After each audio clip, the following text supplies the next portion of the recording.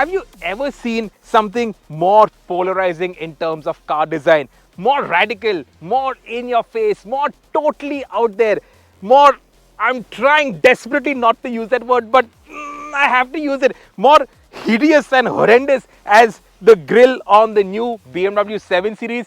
Well, a lot of you guys on social media definitely think so, and I also was of the same opinion. But I've just spent 2 days with the new BMW i7, and after those 48 hours, I think this grille looks quite alright. In fact, the car delivers just so much that I think the grille actually works. The styling has sort of grown on me. And before you start screaming and hating on me in the comments, stick around, watch this video to learn why I think the i7 is such a triumph, such an incredible automobile. I'm totally in awe of it. And of course, before we head on into the video, don't forget to give us a like, share this video with like-minded enthusiasts, BMW enthusiasts, styling enthusiasts, big kidney grill enthusiasts, and of course, drop us a comment. What do you think about the styling of the BMW 7 Series, the i7?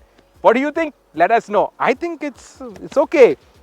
And just the car is something else, man, something else.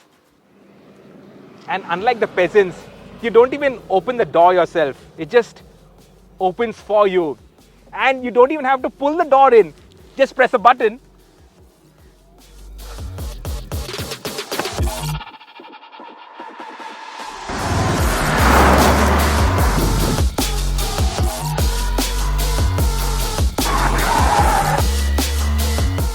The cabin of the i7, it is opulence taken to another level altogether. Now, what does it compare with? The EQS, obviously. The EQS, it has those 3 screens, the hyper screen that virtually stretches across the entire width of the dashboard. But even when you compare it with that, this curved display that the i7 and of course the 7 Series gets, it looks on par. It looks equally expensive. And then there's the entire cabin that is just so opulent and also so techy. So there is this BMW interaction bar, as they call it out here, which has functionality for your aircon, for instance. Now you can't see the aircon vents. It's hidden away below this interaction bar, and then you have this small little knobs over here that you adjust the vents and the direction from. You put on your indicators, this interaction bar, it blinks red.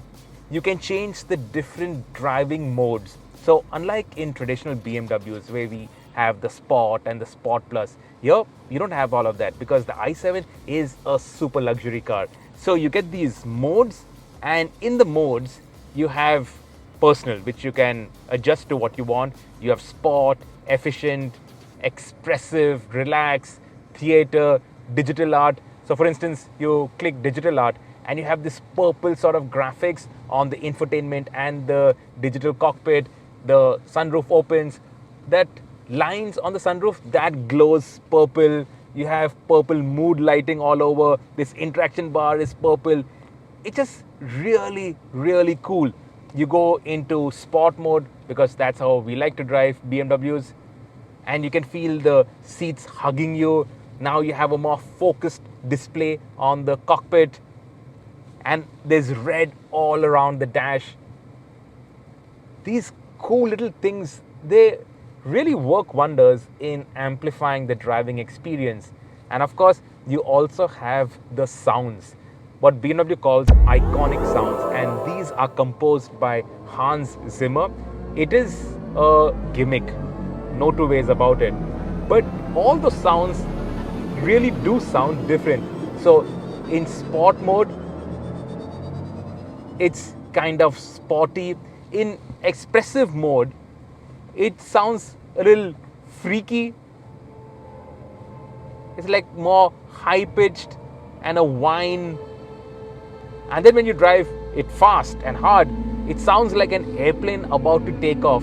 So it's gimmicky, like I said, but it is really cool. You'll really spend hours being entertained in the cabin of the i7. Our videographer said that the i7, it's like when you buy a new iPhone and you spend the next 10 days just going through all the new features. It's like that with this, and I think 10 days is not enough to really dive into everything, and it's all through these menus. So with the curved display, what you get is a 12.3-inch digital cockpit, 14.9-inch infotainment, both seamlessly integrated, so it looks like one huge piece of digital real estate. And on that, you can really adjust the displays. There's so much information on it.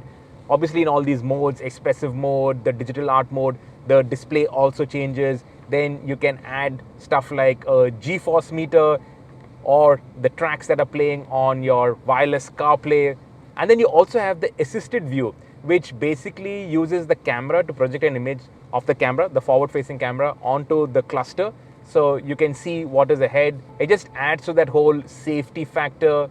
There's so much going on. And of course, you have the graphics for the range, the predicted range, all of that, how much power you have left over. There's tons that you can do. It's got the OS 8 operating system, which is arranged into tiles. So it's easy to dive into the menus, but in the menus, you have sub-menus, and there is just a lot that is going on there. And that leaves all of this area free of any clutter. You have the traditional iDrive controller, the knob. The way it moves, the damping of it is so expensive feeling. You have a volume knob, which is great. And of course, you also have your gesture control. So you can adjust the volume using your fingers. That's a cool touch. I don't think too many people use it. So that's why it's not even there on the 3 Series anymore. But it is there on the i7 and the 7 Series. And when you use your fingers to twirl up the volume, you get banging sound from this Bowers & Wilkins sound system. 36 speakers and 1,956 watts of sound. The steering wheel, nice chunky steering wheel. This is the M design.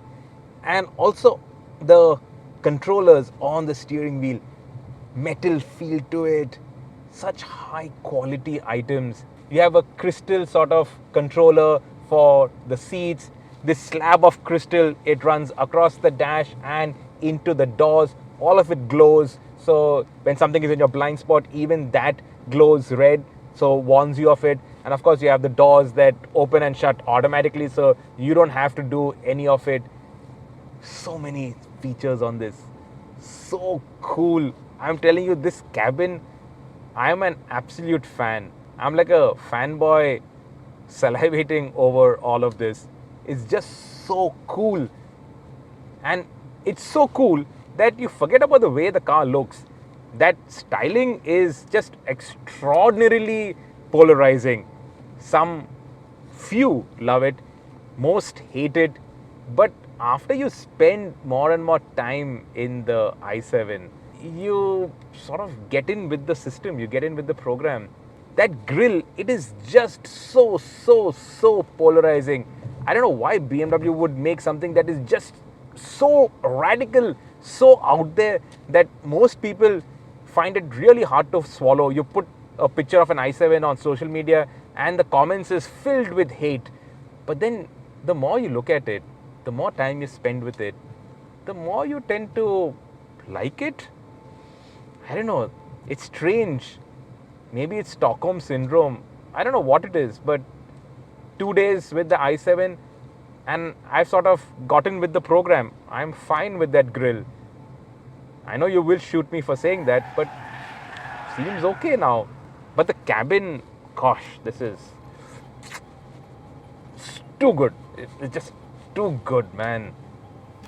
Really nice. The seats, fabulous. It's got massagers in it. Obviously, it is cooled. And we have to talk about the back seat. We have to spend a lot of time in the back seat because at the back, you get the other big headline feature of the i7 and the 7 Series, and that is that theater screen.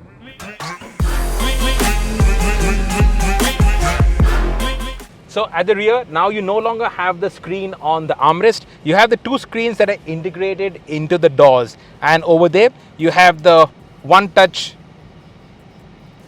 extend for the seats. So the lounge position, as BMW calls it, the front seat, it slides all the way forward. It's happening. It's happening. Then there will be a footrest extending from somewhere. So the front seats are still sliding all the way forward. Now the ottoman is extending from my seat. So while the front seats, wow, that really goes all the way forward. And now we're extending. The seat backs reclining. A footrest has come out from the front. And I'm 5'9" and I can really stretch out in the 7 Series. This actually is heck of a lot of space. In fact, I think this is more than the S-Class also, because in the S-Class, my feet touch the back of the front seat, but here my feet aren't touching the back of the front seat. So this is awesome. And then you can turn on the massage. You can turn on the seat cooler. Oh, I forgot the pièce de résistance, the screen. So this is the theater display. Fold down.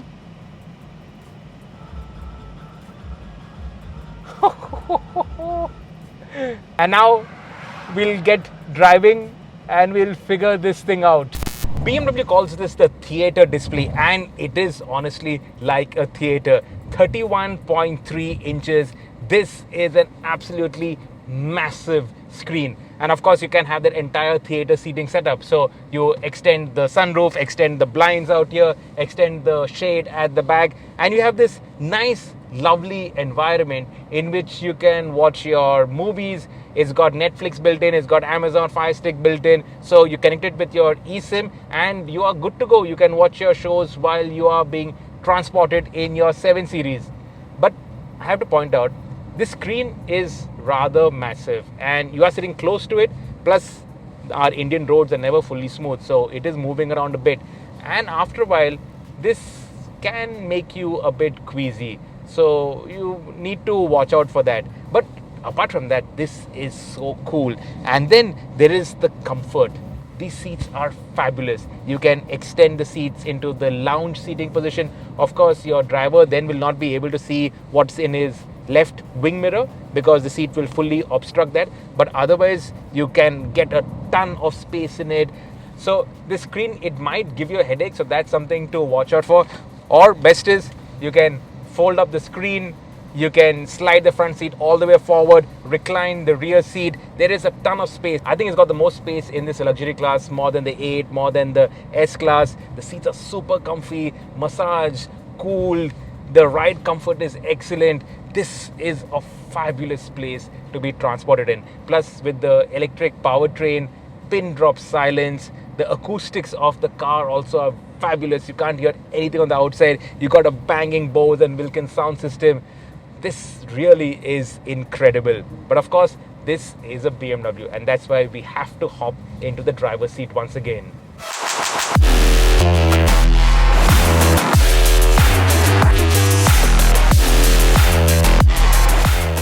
Now, what's the i7 like to drive? This is the electric. You also get a petrol engine and you also will get a diesel engine in India. So petrol, diesel, electric. You choose the powertrain that you want. The car is the same. Whether it's petrol, diesel, electric, the car remains the same. So you get the same cabin, same everything. So what is the electric i7 like to drive? So the powertrain, you get a 101.7 kilowatt hour battery pack. Obviously that's in the floor, and that puts out 536 bhp and 745 newton meters of torque. 0 to 100 takes 4.7 seconds. This is all-wheel drive, and the motor on the rear axle has a higher output. So when you're gunning it, especially in sport mode, you can feel the BMW-ness to the car. The rear drive feel that you get in all BMWs, irrespective of whether they have X-Drive or not, that you also feel in the i7 because the rear motor has got an higher output. So 0 to 100, 4.7 seconds, top speed 240 kilometers per hour. And the driving experience. It's good that this power delivery is smoothened out. by no stretch of the imagination is this slow. This is a fast car, but it's not an uncomfortably fast car. And I think for a luxury car, that is a proper compromise. It's nearly like a Rolls-Royce. Now, that's no surprise because the BMW group owns Rolls-Royce, and I believe some of the engineers who have worked on the new 7 Series, previously they did work on the Rolls-Royce program. So a lot of those learnings have come into this, and I'm doing 85, 90 kilometer an hour cruise, and it's absolutely quiet. Passing that motorcycle, can't hear anything. This is probably double glazed glass or whatever, but you can't hear anything from the outside. Powertrain noise, absolutely quiet, nothing.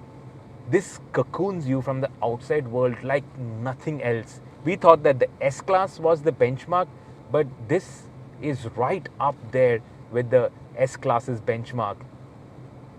It's absolutely serene. And I think the electric motor, the electric powertrain, it suits the nature of a luxury car better than combustion engines. Combustion engines are great for sporty cars because you want that feel of the motor, the rise and fall of revs, the character of the gear shift. In a luxury car, you want nothing. You just want to be isolated from the outside world and make rapid progress. And this i7, it delivers on that. And how? The power, step on it and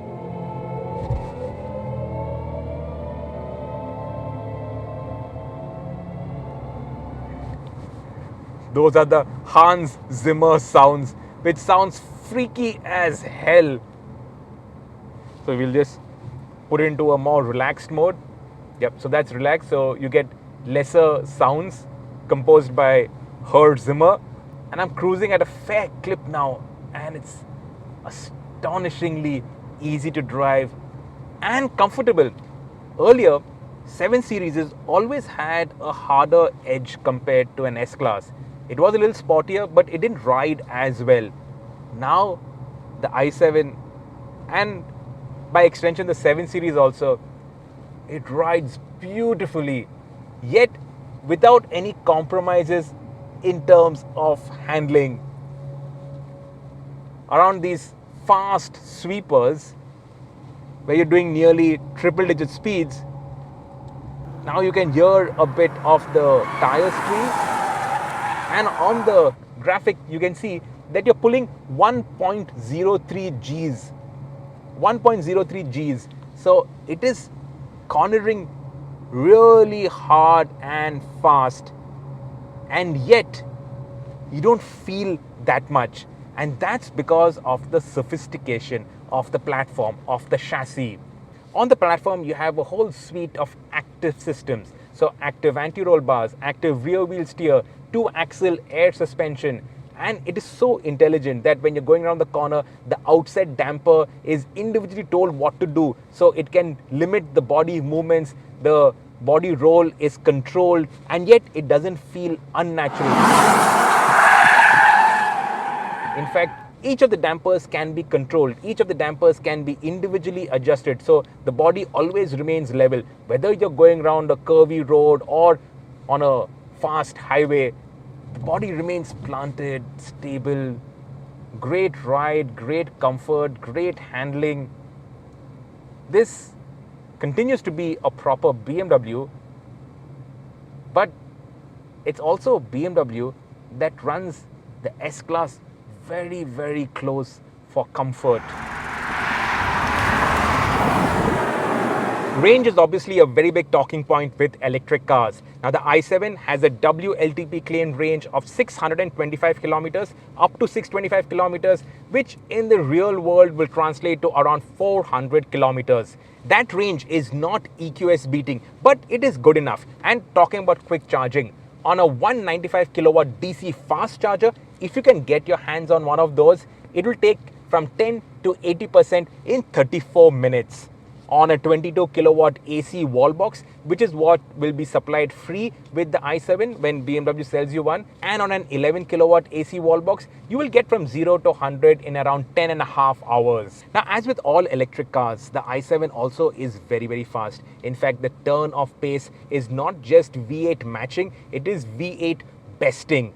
But BMW, they've also smoothened out the power delivery. So you get that instantaneous response that you get with all electric cars. But BMW has sort of smoothened out the power so that your head doesn't get tossed back violently every time the driver steps on the gas. The idea is not to make your passengers feel sick. You can make very quick progress and effortlessly quick progress, but your passengers' heads will not keep getting knocked back. And that's also important, because if the boss man is sitting at the back trying to watch a movie on that huge theater screen, as it is, he's sitting too close to the screen, so he will start to feel a bit queasy. And if the driver is driving in a very on-off fashion, he will 100% throw up. Another benefit of air suspension is that you can raise the body by 20 millimeters. And a smart thing that BMW have done, they've taken out all the buttons, but there is a proper button out here to raise the suspension. So you don't have to go into the various menus to find the air suspension lift. Here, you press this button, the suspension lifts, and you are sorted. And finally, the verdict: is the i7 the best electric car that you can buy today? I'll have to say yes. Money no bar, the i7 is the best electric car that you can buy in the country today. Now, what does it go up against? Obviously, the Mercedes EQS 580. And honestly, the EQS is not really an electric S-Class. The S-Class is one step up on the EQS. The S-Class versus the new 7 Series, now that will be a close fight. But the i7, it is clearly superior to any other electric car that is on sale in the country today, in terms of luxury, in terms of the features, in terms of the opulence, also in terms of the mad way it is being styled at. And of course, stuff like this, it just makes you fall completely in love with the car.